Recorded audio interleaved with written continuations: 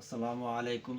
আপনাদের মাঝে গুরুত্বপূর্ণ একটা ভিডিও নিয়ে আসছি, মনোযোগ সহকারে অবশ্যই দেখবেন। আমরা যারা দোয়া করি,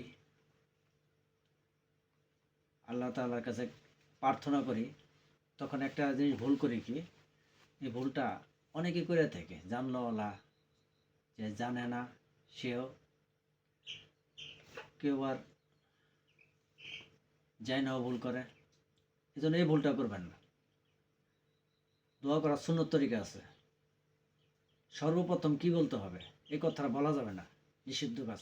এই কথাটা বলা যাবে না। সর্বপ্রথম হাত উঠে সর্বপ্রথম অনেকে বলি আল্লাহুম্মা আমিন, মানে আল্লাহকে বলতেছে আল্লাহ কবুল করেন। এর অর্থ কি বুঝতে হবে, আল্লাহ কবুল করেন, এই কথা বলা যাবে না ভাই।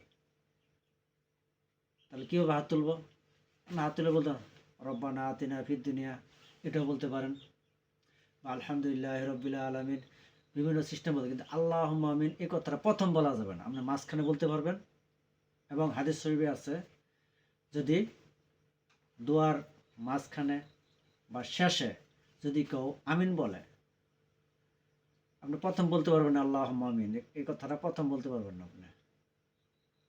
আপনি শেষে যদি বলা হয়, হাদিস শরীফে আছে, যদি কেউ বল মুনাজাতের পরে যদি বলা হয় আমিন, তখন ওই ওই দোয়াটাকে আরো আল্লাহ তাআলা, ফেরেশতারা এটাকে মোহর মাইরা দেয়, মানে আল্লাহ তাআলার দরবারে পৌঁছে যায়, শক্তিশালী হয় এই দোয়াটা শেষে আমিন বললে।